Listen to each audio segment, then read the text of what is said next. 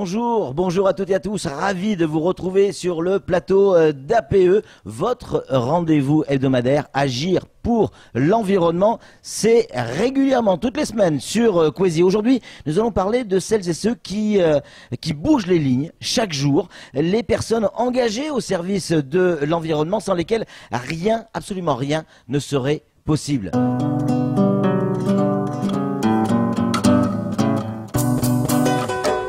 Aujourd'hui, dans ce nouveau numéro d'APE, nous allons découvrir que l'engagement citoyen est très important à Mayotte. Associations, collectivités, initiatives individuelles, les exemples sont nombreux. Sans ces personnes qui ne comptent ni leur temps ni leur énergie pour sensibiliser les autres aux enjeux environnementaux, il ne se passerait pas grand-chose. Nos équipes sont parties à la rencontre de ces personnes et de leurs projets pour nous accompagner tout au long de cette émission, des hommes et des femmes qui bougent les lignes tous les jours au service de la protection de notre environnement.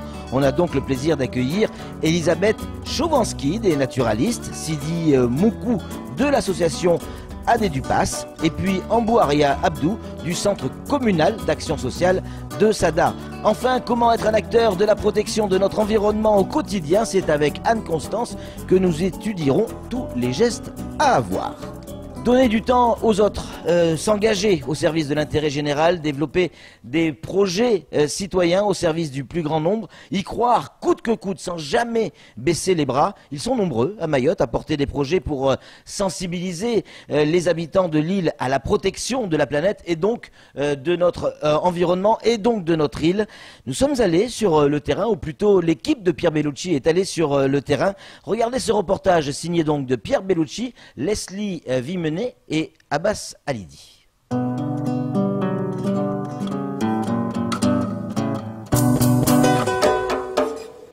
Selon le célèbre écrivain Antoine de Saint-Exupéry, nous n'héritons pas de la terre de nos parents, nous l'empruntons à nos enfants. Un emprunt qui induit un engagement de tous afin de préserver les richesses qu'abrite Mère Nature. À ce titre, nous avons posé la question à la population de Mayotte. Êtes-vous engagé dans des actions de protection de l'environnement? Non, personnellement non. Pour l'instant non, mais ça va venir.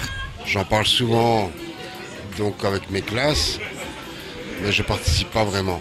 Je suis directrice d'école, donc dans mon école, les enseignants essaient de travailler avec les enfants sur justement les collectes, les tris des déchets. De temps en temps oui, parce que j'habite à Passamanti, on a une association à Passamanti justement.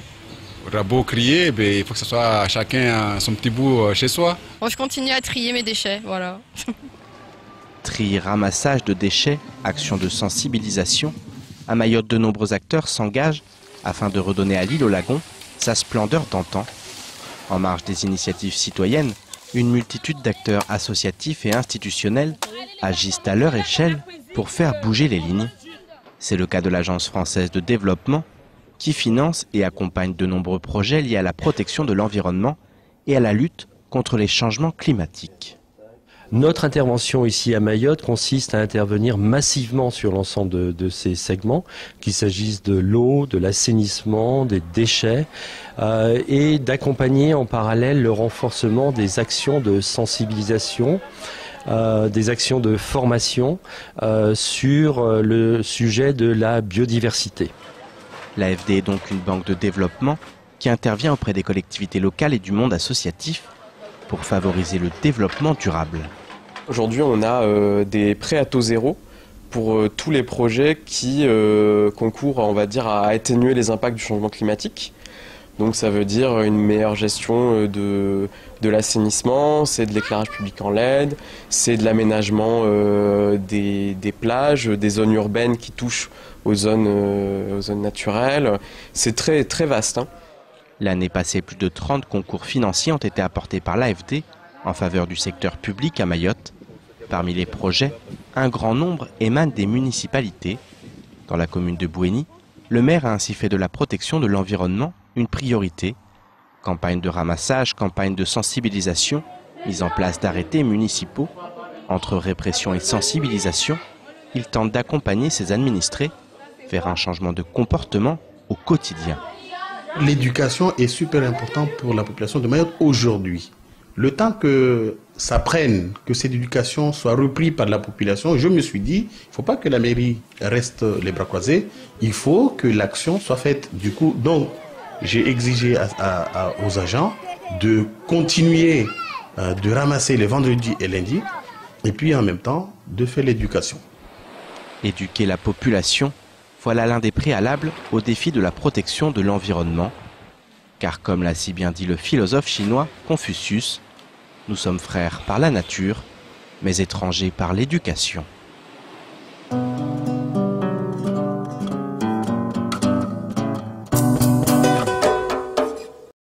Oui, ils sont nombreux à faire tout un tas de choses et on ne se rend pas compte forcément au quotidien, mais on a la chance de les recevoir sur ce plateau. On va les représenter. Il y a Elisabeth Chovansky qui représente les naturalistes aujourd'hui. Elisabeth, bonjour. Bonjour. On a également Sidi Moukou qui est avec nous de l'association AD du Pass. Sidi, bonjour. Bonjour. Et puis on a Ambouria Abdou du Centre communal d'action sociale de Sada. Bonjour. Bonjour. Et puis Anne-Constance, évidemment, que tout le monde connaît maintenant sur ce plateau. Bonjour Anne-Constance. Bonjour.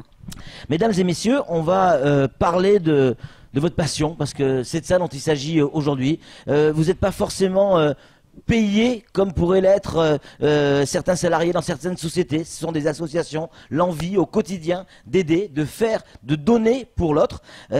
Comment on arrive à sensibiliser les citoyens au quotidien sur votre passion, c'est-à-dire la protection de l'environnement, Elisabeth ? C'est un travail de longue haleine. Oui. Donc, pour ma part, les naturalistes ont commencé il y a une vingtaine d'années à déjà poser les premiers jalons d'une sensibilisation à l'environnement et à l'impact dans l'environnement sur la vie quotidienne des habitants, sur leur santé et sur leur économie. En mettant en œuvre 5 pôles, un dédié aux études d'impact, l'autre à l'animation, un à la première réserve naturelle nationale, Nino Mbudzi, l'environnement, et voilà, j'ai un petit peu fait le tour des pôles de communication. Mais justement, en termes de communication, j'imagine, Sidi, qu'on ne s'adresse pas de la même manière, on ne forme pas, on n'informe pas de la même manière un gamin de 5-6 ans et un adulte. J'imagine que les méthodes sont différentes. Mais certainement, parce que l'idée, c'est que la personne prenne conscience et comprenne l'enjeu qu'il y a derrière donc l'environnement, la nature. Parce que il faut déjà que la personne puisse prendre conscience que la nature nous veut du bien et que si on lui rend bien, il nous le rend bien en tout cas. Mais c'est clair. Voilà. Donc, mais ça doit en tout cas aller par rapport à la personne, à sa situation, et lui expliquer par rapport à son vécu et autour de lui. Ce que lui, il a pu vivre et sa propre expérience. Exactement. En fait. C'est beaucoup mieux que de vouloir expliquer des théories ou des sujets qu'il ne comprend pas forcément. C'est de l'amener sur son terrain et essayer d'en tirer le meilleur de la personne pour qu'il comprenne les enjeux qui lui attendent tout de suite, immédiatement, parce qu'il faut qu'il comprenne que la nature nous nourrit, la nature nous permet d'être en bonne santé, la nature, en tout cas, c'est ce dont on a besoin au quotidien pour s'en sortir. Sans la nature, elle n'a pas besoin de nous, mais nous on a besoin de lui au quotidien. Voilà. Sidi, Elisabeth, tout le monde, est-ce que comment vous vivez? C'est quoi votre quotidien quand on est passionné comme ça par l'environnement, la beauté de notre île? Parce que c'est ça en fait. Hein. Vous ne pensez qu'à ça tous les jours ou tout le temps? C'est que ça? Il n'y a que ça qui compte. Oui, parce que l'interaction se fait au quotidien. Il n'y a pas de samedi, il n'y a pas de dimanche. L'interaction se fait au quotidien. Vous êtes sur l'île de Mayotte, vous êtes confronté à chacun de vos pas à un problème environnemental ou à une initiative environnementale qui fait plaisir. Voilà. Donc c'est... Ambouria, est-ce que les associations environnementales sont coordonnées ou fédérées? Est-ce que, par exemple, il y a une association des associations ou une fédération des associations, histoire que, voilà, il y a une espèce de fédération? Oui, je pense que notamment nous, par exemple, au CCAS, nous accompagnons des publics qui sont déjà vulnérables. Et ces publics-là, au quotidien, ils ne pensent pas à l'environnement. Donc, nous mettons en place des services d'insertion et on passe par le biais de l'insertion de la personne, puisqu'en l'insérant, nous lui apportons déjà la réponse du quotidien et ce qui va lui permettre de regarder un peu plus l'environnement auquel il habite. Donc, en général, et puis nous coordonnons aussi, bien évidemment, les acteurs du territoire, puisque les centres communaux d'action sociale, ils travaillent avec les communes et avec les associations communales. Donc nous devons travailler avec les associations communales. On ne peut pas se permettre de travailler seul ici à Mayotte avec des sujets pareils. De toute façon, c'est des sujets transversaux. Vous êtes suffisamment soutenus les uns et les autres par les différentes collectivités? Vous sentez qu'ils sont là derrière ou c'est juste un faire-valoir? Il y a une prise de conscience qui est, on la voit. C'est assez récent, ça. Oui, c'est récent. Mais il y a vraiment une prise de conscience et il y a une très très belle collaboration qui se met en place avec l'ensemble des collectivités. Y compris dans les domaines de la formation, puisqu'elles sont très demandeuses de formation, que ce soit de leur population ou de leurs services techniques, ce qui est quand même aussi relativement récent. C'est beau aussi d'entendre des associations qui disent non, ça va, on travaille bien les collectivités, en clair, vous n'avez pas besoin de plus de moyens.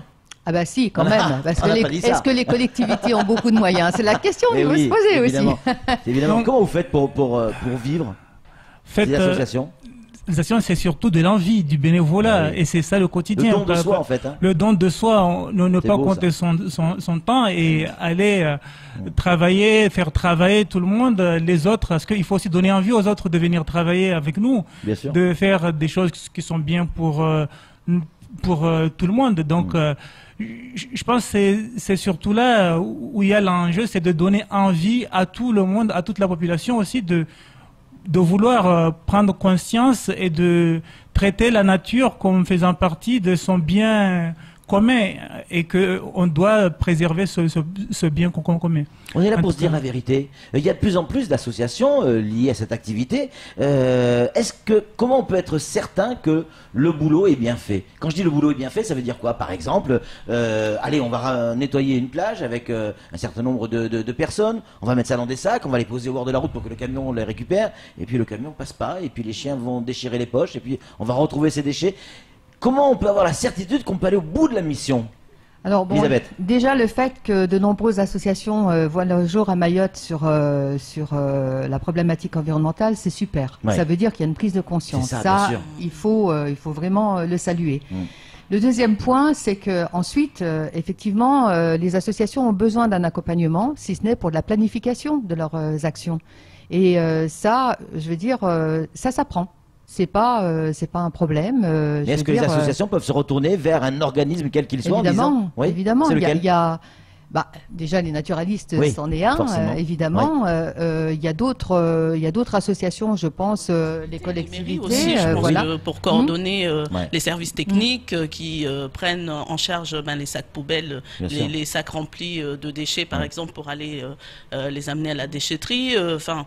Donc il y a tout un cheminement des actions et des acteurs.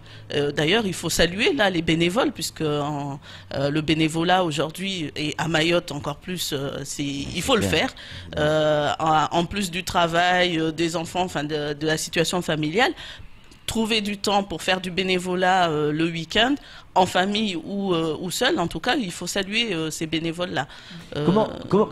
Oui, allez-y. Oui, ce qu'il faudrait qu'on aille un peu plus loin de la méthode, parce que je pense que il faudrait qu'on travaille avec des contrats d'objectifs, c'est-à-dire d'une manière à ce qu'on responsabilise la proximité et que les associations puissent s'organiser en conséquence pour faire la collecte, par exemple, des déchets dans les quartiers, puissent sensibiliser les écoles, puissent sensibiliser la population, et que derrière, on ait des collectivités qui viennent également récupérer les déchets en bonne et due forme à travers un contrat qui soit bien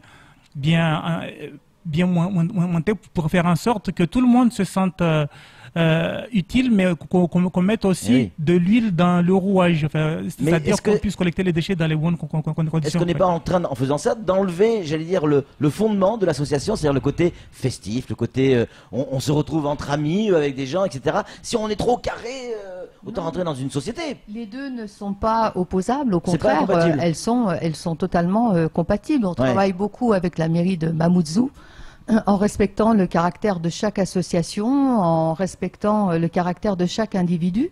Et c'est là-dessus qu'il faut actionner le moteur. On n'est pas là non plus pour donner des leçons, puisque c'est le territoire qui donne des leçons, c'est Bien pas sûr. nous.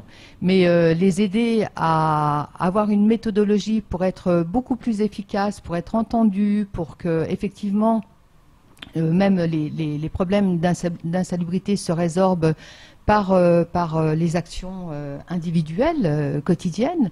Oui, ça c'est... Il y a des gens quand vous faites des opérations de ramassage, sur des nettoyages, pardon, sur la plage, qui viennent vous voir, qui sont pas forcément de l'association et qui vous disent c'est bien ce que vous faites, ou qui viennent vous donner un coup de main carrément. Oui. C'est vrai. Oui.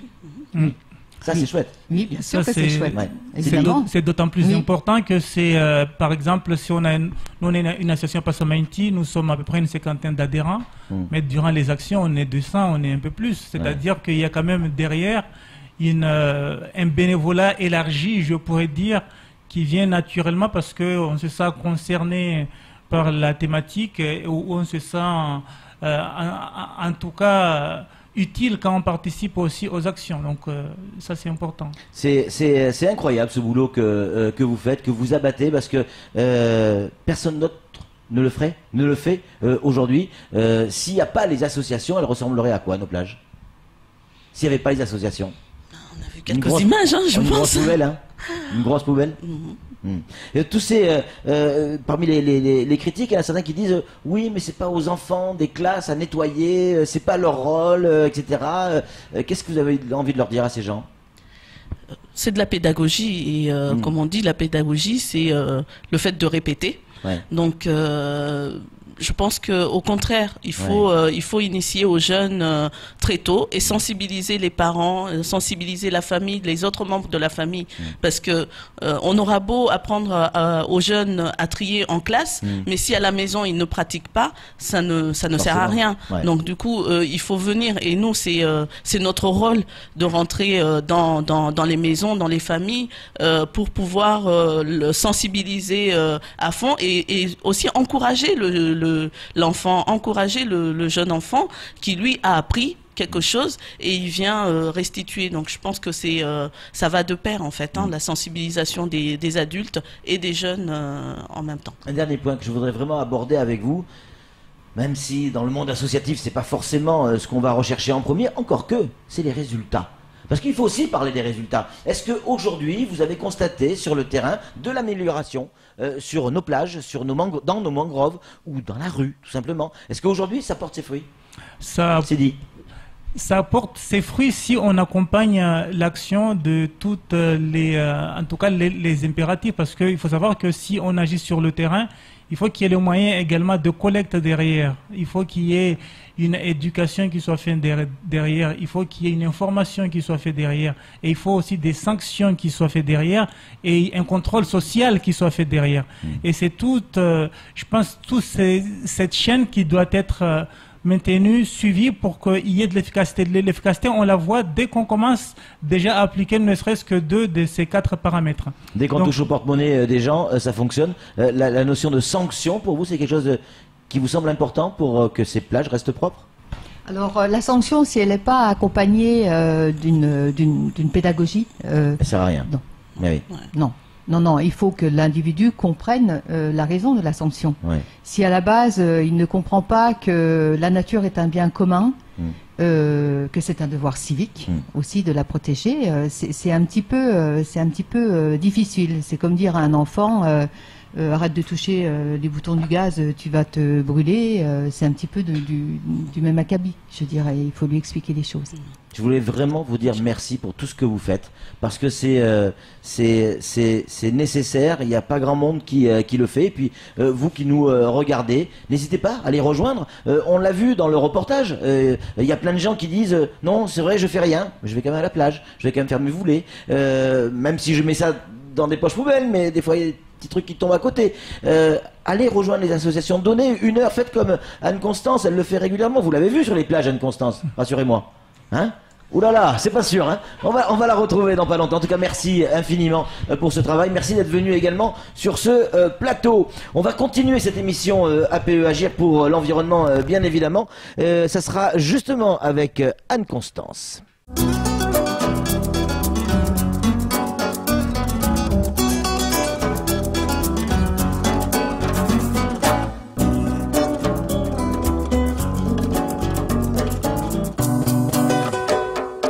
Allez, agir pour l'environnement, on y est toujours sur le plateau. On va retrouver Anne-Constance Anguena. Anne-Constance, bonjour. Bonjour Patrick. Combien il y a d'associations en France qui travaillent au travers de l'environnement, comme on vient de le voir à l'instant? Alors, au travers de l'environnement, je ne sais pas précisément, mais Ouais. en tout, des associations actives qui ont un objet et qui servent, je dirais, à quelque chose dans leur domaine, c'est 1,3 million. 1,3 million d'associations en Actives. France. Actives. Mhm. C'est colossal. C'est énorme. Ça représente combien de salariés? Eh bien, ça représente... Ou au moins combien de personnes? Alors, combien de salariés? Ah, de salariés. 1,8 million de salariés. Alors, pour donner une comparaison, parce que je vous dirais 1,8 million, 12 millions, 15 millions, ça veut rien dire. 1,8 million, c'est un tiers des fonctionnaires français. Il y a 5,6 millions de fonctionnaires en France et 1,8 million de salariés d'associations. Donc, c'est Donc énorme. ça génère de l'emploi Ça aussi, génère clairement. beaucoup d'emplois, oui. Et le bénévolat, donc, dans l'association? Dans les associations? Alors le bénévolat dans les associations, c'est aussi quelque chose d'important puisque on a à peu près 16 millions, on dit 16 millions de bénévoles, c'est ça? oui, c'est ça. On Ouais. a 16 millions de bénévoles dans les associations aujourd'hui avec une majorité d'hommes. Alors on parle souvent du PIB, et notamment à Mayotte. Le budget des associations représente combien du PIB? 85 milliards d'euros, c'est-à-dire 3,2% du PIB. L'ensemble de négligeable, ces c'est énorme, hein. c'est énorme. L'ensemble de ces associations qui donnent du temps aux autres contribuent à fabriquer 3,2% de la richesse française. Incroyable. Les secrets des châtilles, vous en avez aujourd'hui? Bah, comme toujours, il y en a quand même quelques-uns. Ouais. Et on l'a vu avec le début du reportage.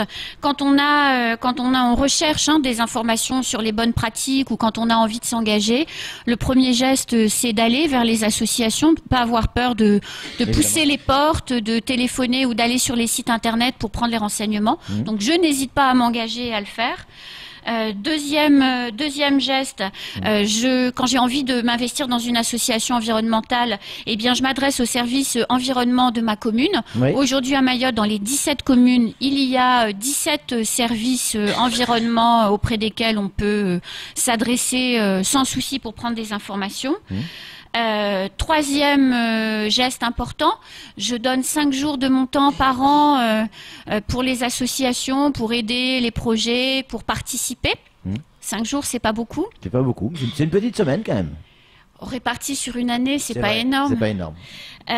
Et puis, je participe aux activités qui sont proposées par ma commune, puisque les 17 communes de Mayotte proposent de nombreux ateliers, de nombreuses expositions, de nombreux forums, qui permettent aux habitants de se renseigner, de se tenir informés sur ce qui se passe à d'autres moments dans la commune. La mairie et les activités proposées par les communes sont le point central pour pouvoir décider de s'engager et choisir le projet dans lequel on a envie de s'engager. C'est ça, parce qu'on peut encore choisir. Hein, Ah oui. on peut choisir. En tout cas, merci beaucoup Anne-Constance. Je voudrais encore dire merci à Sidi, merci également à Amboria. Je voudrais dire merci également à Elisabeth pour tout le travail qui est fait. Et au travers de vous, toutes les associations, elles sont nombreuses ici à Mayotte, qui donnent de leur temps, toutes ces personnes qui donnent de leur temps et qui font que ces plages, que ces mangroves essayent de rester propres. Et pour ceux qui, comme moi, ne participent pas forcément, je vais peut-être le faire, tiens, qui ne participent pas forcément, la moindre des choses, c'est de respecter cet engagement de ces gens-là, et même si on ne participe pas au ramassage, faire en sorte qu'ils en aient moins à ramasser. Merci 1000 fois pour tout ce que vous faites. Allez, c'est tout pour cet Agir pour l'environnement, pour ce numéro d'APE. On se retrouve évidemment la semaine prochaine, ça sera sur la même chaîne de télévision, à peu près à la même heure, avec un autre thème. Salut!